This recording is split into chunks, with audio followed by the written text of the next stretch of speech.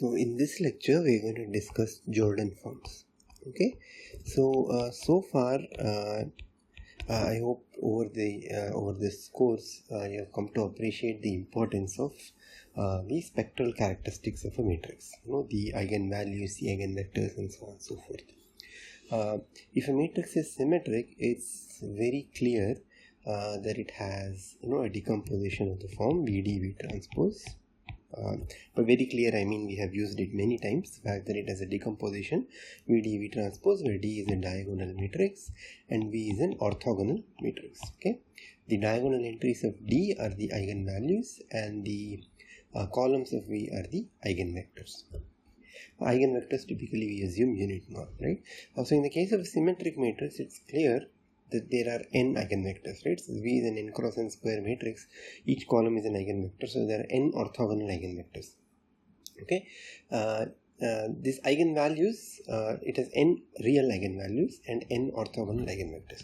So that's really powerful for symmetric matrices, because now what you can do is you can arbitrarily decompose any vector in terms of the eigenvectors of it, right? So you can write it as maybe alpha 1 v1 plus alpha 2 v2 plus so on plus alpha n vn, where v1, v2 and vn are the eigenvectors of A. Okay, and doing this gives us many advantages in understanding a lot of apparently complicated problems. Okay, that is the basic framework of most solutions that we have seen till now. Okay, however, what if the matrix is not symmetric? Okay, we are not always guaranteed to be working with symmetric matrices. It is possible under some scenarios to encounter non-symmetric matrices. Okay, in that case, we cannot have a decomposition like this. Okay, in fact, we cannot even guarantee that there will be n eigenvectors. Okay, I'll explain what that means. The first obvious thing that happens when a matrix is symmetric is that the eigenvalues are not just real, they also happen to be complex. Okay, that's one part of the issue. The other issue is that you do not actually have a full set of eigenvectors. Okay, let's take this example. Let's take this 2 cross 2 simple matrix. So it is 0 in most locations except in one location where it is 1. This is a matrix that I'm going to be working with. Now this matrix you got introduced to when you were studying spectral radius as well, right? If you remember, I gave this as an example of a matrix that has 0 spectral radius, right? This matrix is actually quite important. This matrix and its generalizations we're going to see quite a lot in this lecture. Okay, fine. So let's look at this matrix. It's an upper triangular matrix, 0 on the diagonals. Well, your basic, if you remember some results, will tell you that the eigenvalues are actually 0, right? But let's actually go ahead and derive it step by step, and let's see what are the eigenvectors of this matrix. Okay, so let us go by the definition. So remember the definition of eigenvectors. We say that x is an eigenvector if Ax equal to lambda x for some x not equal to 0. Lambda is the corresponding eigenvalue, right? So very quickly, if we just write down the expressions here, x is x1 x2 here is equal to lambda x1 lambda x2. Okay, just applying the definition, correct? So what happens when you multiply here? Well, it's also useful to understand how this matrix acts on vectors, right? What does it do to vectors? So you'll see that if you actually multiply this, what you get is x2 0. Okay, that follows straightforward from matrix multiplication. But what this matrix, one way to understand the action of this matrix is, meaning that if you interpret this matrix as a system, right? If the input is x1 x2, the output, what the output consists of is basically the second coordinate in the input is pushed to the first. Okay, and the first coordinate is popped out. So it's like in some sense a shift, right?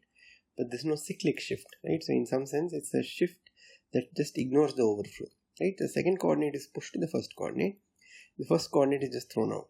Okay, so that's what this matrix actually does. So it's x2 0. Okay, this interpretation will be very useful when we actually generalize this matrix to higher sizes, like 3 cross 3, 4 cross 4 and so on. Okay, fine. So this is what the matrix does. So x2 0 is equal to lambda x1 lambda x2.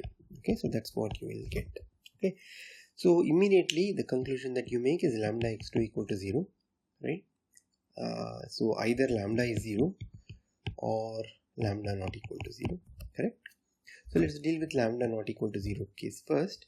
So if lambda is not equal to 0, then this equation over here forces x2 to be 0, correct?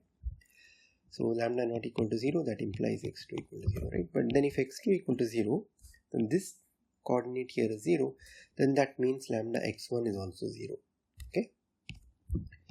That means lambda x1 is equal to 0, okay? Not lambda 1 x1, lambda x1, okay? But since we already assumed here at the top that lambda is not 0, that means that x1 has to be 0, okay? So what we get here in this, by starting with this assumption, is that x2 and x1 are both 0, okay? Well, that's not what we want, right? I mean, if we're dealing with eigenvectors, we want x to be non-zero. Okay, so we are forced to assume lambda equal to 0. So that's the only eigenvalue. We knew that already, right? Lambda equal to 0. Okay. So if lambda is equal to 0, then this equation is satisfied anyway, irrespective of what x2 is. So then we'll go to the first equation. x2 equal to lambda x1. Okay. So if lambda equal to 0, then that forces x2 to be 0. Okay. That's where it stops. x1 can be anything. Okay, so x1 is in some sense free to be anything.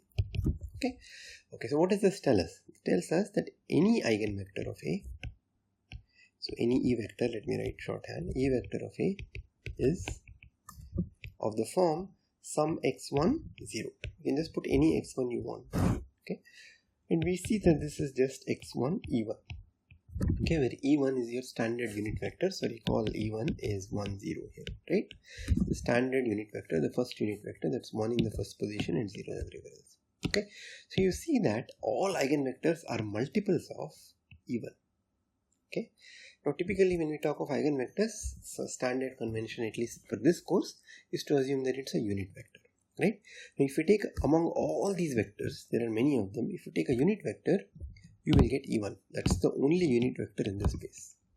Is it not? It's only unit vector because all these are multiples of E1, right? So this being a two-dimensional space, because vectors are length 2, we can actually plot them on a plane, right? So this will be the first coordinate.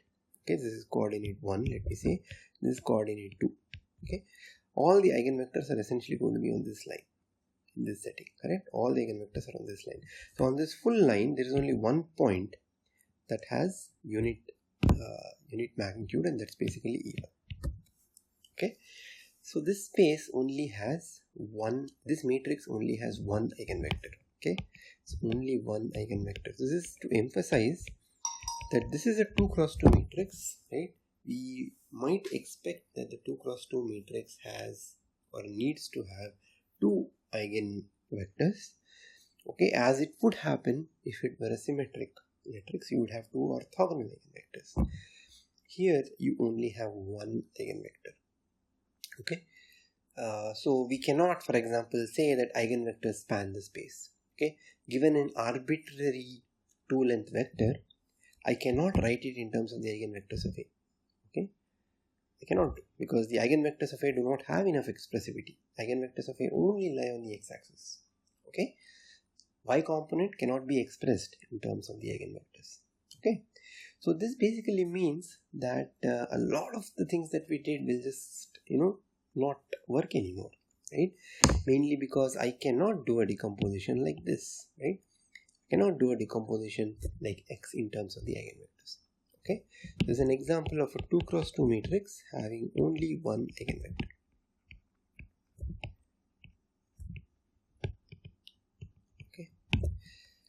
So we want to understand this a bit more. So in general, when we try to understand non-symmetric matrices, we have to allow for the matrix to have not a full set of eigenvectors. Okay. Now in this context, I want to remind you of the idea of multiplicity that you have encountered in an earlier portion of this course. In fact, you might have used multiplicity to prove the spectral decomposition theorem as well.